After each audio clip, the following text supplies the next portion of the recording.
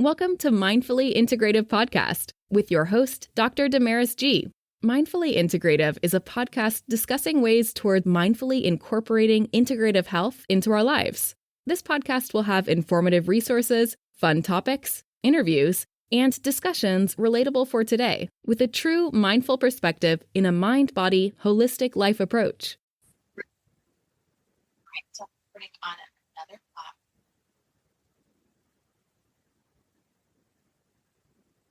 It's just I'm also on like a YTCO, so I do that for later on so that I can have them off the podcast. So things, if I'm going to do an educational part or something like that, I will try to record that. And these lives are recorded through TT, so they're there. Thanks for coming. I appreciate it. So the discussion is, oh, hi, how are you? Nice to meet you. Thanks for coming. Talking about, engage, say hello, what's going on. Sometimes I will try to do different lives. Eventually, I will get more into what days will be what. One day will be an education one day will just be a hanging out. You can always ask me anyway. Info there. Things of engage, smile, connect with people, or share, let people know what's going on. Share myself, just to get people in.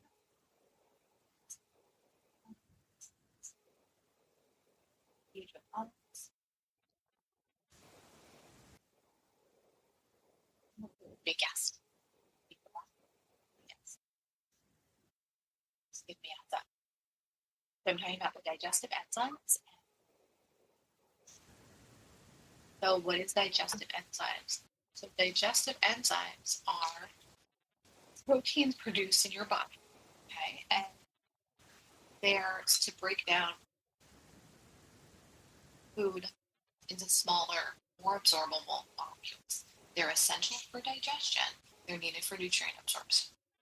They're needed so that in various stages of digestion, your body is able to, from the mouth, people have to understand digestion starts, GI tract starts from the mouth all the way out to your chest. Okay, so your GI tract is all throughout, and what you put in, it will be a direct reflection of what you get out, literally included. So reason there's been like a big hype about it is there's so many functional medicine people that are like, oh, you have to take my thing, take that thing. I don't really care what you take. I'm just trying to explain to you why digestive enzymes are used. So what happens is main types of digestive enzymes are used.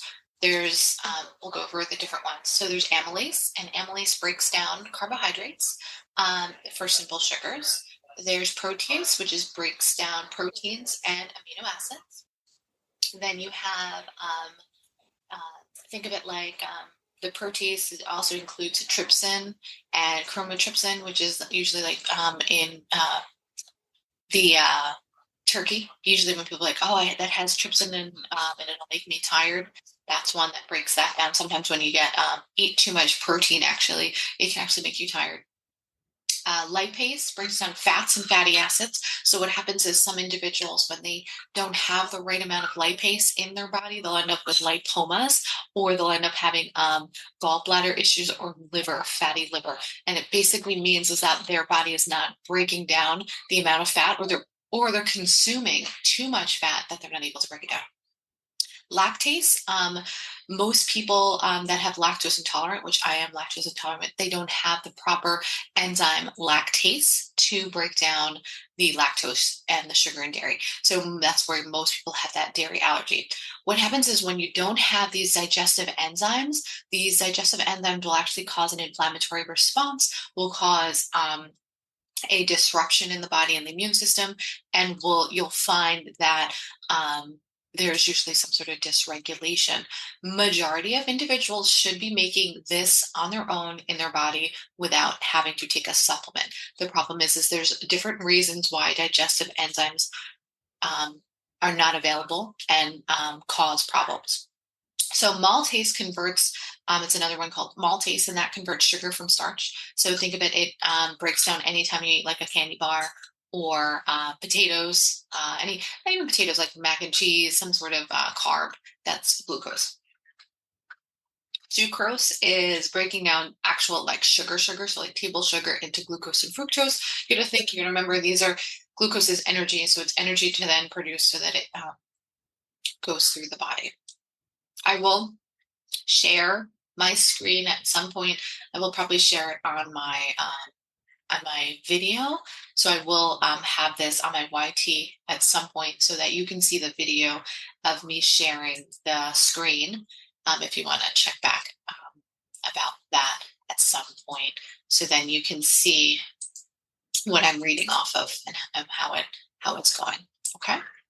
So I was talking about the different types of maltase sucrose. So how does it work? So digestive enzymes act as a catalyst and they speed up the chemical reactions that form like big food that we have and eat. And then it makes energy, right? It helps us grow. It helps us have nutrients, helps us have, so we're not bloating and cramping. What happens is when we don't produce the right ones and we have a lot of inflammatory response, it isn't being broken down. Majority of the time, it's actually because you don't have enough digestive enzymes. So in this one specifically, we'll go over the ingredients, but take it once a day. Now, there's different ones. This isn't the only one that I would say is good. It's not bad. I like it. In this one, it has pre and probiotics. It's got peppermint, bromelain, amylase, protease, and like we were talking about the different ones: lactase, protease, cellulose, glucanase, alpha glucanate, lipase. It has a variety of digestive enzymes. So due to that, it's the idea is to help with getting your gut back into a balance. The concern is sometimes we're not always doing that, right? So we're not always getting it to where it needs to be. Now, the reason people are not doing it is because the foods that we've have, right? What kind of foods are you ingesting? This one specifically has pre and probiotics, like I've said. Its intention and the research on it is it's reducing your bloating. It's supposed to help with nutrient absorption.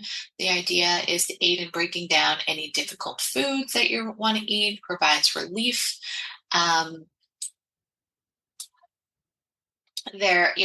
The research itself is that it's limited on this one. They haven't tested it, like it's not third party fully tested other than on its own, like an organic blend. It doesn't have any byproducts.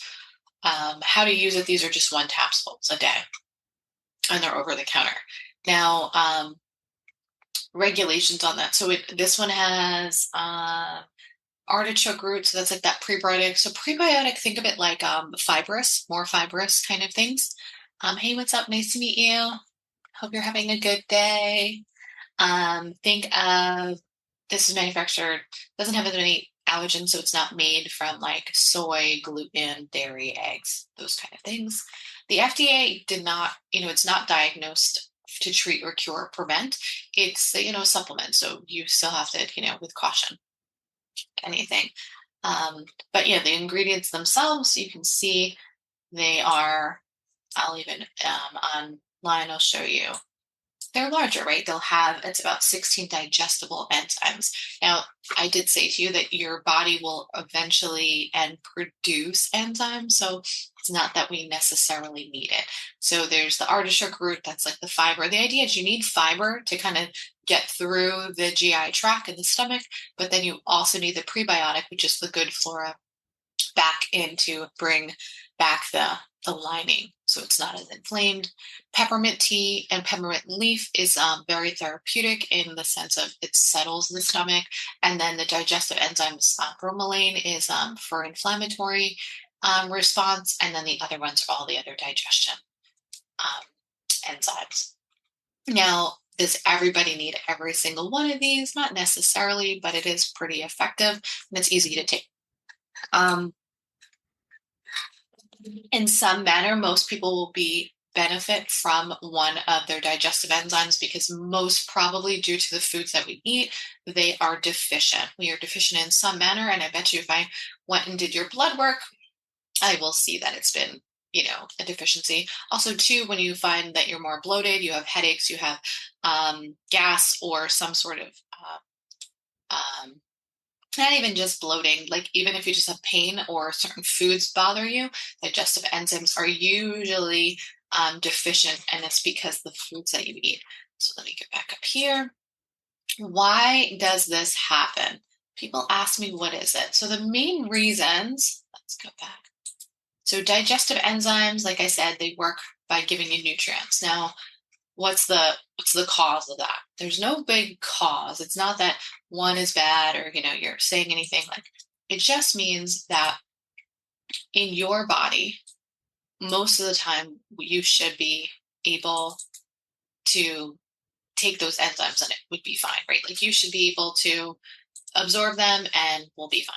But most of the time, because of aging, because of inflammatory response, because of many things, mostly if someone's sick, like if they had a digestive or IBS issues, those individuals would probably have to take this more often. But I found that those with just like burping, bloating, and gas, I've been able to give them these, and it's been quite effective. Same thing with the bloat and gas probiotic. This one's got the pre and probiotic. It's got the artichoke, and then it also has additional enzymes. So the two together, the reason why they put those two together is it's still got the pre and probiotic in there. It's still got the artichoke leaf for herbal fiber, and then the enzymes on this one is lactase, which is usually why people bloat, and the alpha glycosidase is one for breaking down in the colon. So it helps with some of the excess foods. And the other one, the digestive enzyme alone, I actually think that itself is just fine. You could take that one and be just fine. And majority of the time, it is made in the stomach, in the small intestines. The problem is with aging and inflammatory and immune response, if there is a degradation or decrease, it can contribute to digestive enzyme production, which means that there's a decline. And what that means is the pancreatic enzyme secretion. Studies show that people that age, there's measurable decline in pancreatic and exocrine secretion, and that digestive enzymes such as lipase, chromatopsin, amylase, they both decrease in volume. Stomach and small intestines, when those decrease, small intestine walls thin and atrophy. So over time, when you'll hear a lot about leaky gut, you'll hear about the lining of the stomach, people have ulcers, people have upset stomach. Why is that happening? That happens, the junctions between the stomach lining, those little cell junctions, they're supposed to be slightly separated, but when they get really separated, they cause like low levels of mucus and they're not slippery anymore. So the lining of the stomach and the GI tract is supposed to be nice and smooth so that it can, have nice peristalsis, which means movement, instead of negative movement, so that it can move around, get the poop out, and get the things out. But what happens is the hydrochloric acid and the enzymes are decreased and the nutrients is decreased because they're not able to absorb the protein properly. And then it becomes a problem. Older age, the enzyme adaptability decreases. So obviously when you become a little older, nice to meet you, thanks for coming in. You'll notice that older adults, they may reduce the ability to adapt to enzymes. So those individuals would benefit from digestive enzymes majority of the time, but they can even just do herbal teas and such to help with the inflammatory response. Big ones are chronic stress and inflammation. I talk a ton about this. Why is chronic stress and inflammatory impair the digestive system and decrease digestive enzymes in this conversation? And it's because the gut functions and it damages the cells. It's because once it damages the cells, the stress damages cells, makes them irregular, and they're not able to work properly. Think like, you've got a square and a square, or peg and hole, and it goes in nice like peg and hole, it works perfectly fine. But when you have one that's degraded and then you've got the degraded peg, it's not able to go into the hole and it's not able to absorb and work in its proper function. So due to that, those locking key mechanisms in the body are decreased. So whether it's from chronic stress or inflammatory responses, elder age, maybe someone has a genetic component, but most of the time clients and patients that I see, it's because of a degrade of their digestive tract due to chronic stress, inflammatory, and food that has slowly degraded them over time. And due to that, the irritation has caused them, they call that slightly leaky gut, but overall just inflammatory and bloating process. It can be improved within a 3-month period with changing diet, modifying their stress levels, putting in hydration and lifestyle management, and then adding the proper supplements. So this is one option. It's useful. And then the clinical impact of why digestive enzymes have declined also is that it just leads to, from common intolerances to foods that we're, around and things like that. So those are big things like estrogen dealer. Oh, nice to meet you, estrogen dealer. Nice to meet you. Hope you're having a good rest of your day. And, and there's a lot of research on this. So not necessarily that it's this, but why there's a lot of research on why aging. Hi, nice to meet you. What's going on? How are you? Dishing it up. I'm going to follow you guys. Anyone that comes in, I'm definitely going to follow you. So I really appreciate real life in the 60s. I love that. Love that. Love that. You're welcome to be a guest. I should put more guests in here. Let me see if I can add you guys.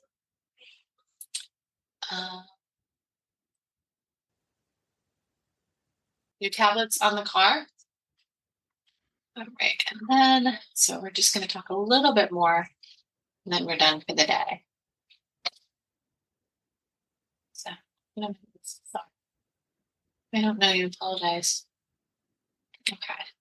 And then, right. So we talked about that. The next part is the bloat probiotic part. It's similar to the digestive enzyme in the sense of it has pre and probiotics. Pre and probiotics are, so probiotics themselves are like a fibrous. So we'll first talk prebiotics. So prebiotics are a fibrous kinds of foods that you want to eat. They're for the body. Usually what happens is it benefits the gut, but it's things that are naturally sourced. So think of it as like garlic, onions, leeks, potatoes, bananas, oats, apples. The body needs it to, move things along, but it doesn't always break it down necessarily. But it's help with digestion and the gut health. And it balances out your blood sugars because it kind of like almost attaches to some of the glucose. And it helps with your overall immune and metabolic health. Okay, so that's the prebiotics. Now the probiotics, like when you're talking one versus the other, prebiotics are not necessarily digestible, but probiotics are live bacteria. So usually they're good or bad. They feed on the good bacteria, the prebiotics. The good bacteria is what you want. You want to balance out the bad bacteria. Your body is made of good and bad bacteria from the mouth all the way out to the tush. Thanks for joining in, and I appreciate you. It enhances your body through that. Now, how can you make more prebiotics in your diet? It's pretty easy. You can have garlic, you can have green bananas, you can have flax seeds, apples. I mean, the more fruits and veggies, majority of the time, in some manner, that's prebiotic. Now, probiotics, you do have to adjust. Probiotics that people have usually done are usually like a kimchi or a what is it called? Kombucha. You can do that. You can get the probiotics that way, where you have to ingest them. But usually there are some natural ways to get the probiotics. So these are just options of supplement pills. It doesn't mean that those are the only ways. But usually what happens is lactobacillus is a pretty big one. People like kefir, yogurt, and also to help with bloating and stuff. So when you combine those two, that is usually very helpful. So that is kind of my conversation about bloating and digestive enzymes and the use of it and why it's effective. Oh, what's in here, Sonny? What's in here, my love? What are you looking for? And then I'm just going to put music break. So music break. I'm going to end this. I hope I helped. If you have any additional questions, when to consider to use, or if you want to be a guest, you're welcome to. There's so many multi-strains of probiotics and prebiotics. There's so many things that help boost your immune system. You really need that to help your gut microbiome. You've noticed people that have severe acne usually have a deficiency in their probiotics, and their gut health is absolutely usually significantly decreased, or there's a genetic component. Majority of the time it's because there is a deficiency in their microbiome. And there's a lot of skin conditions.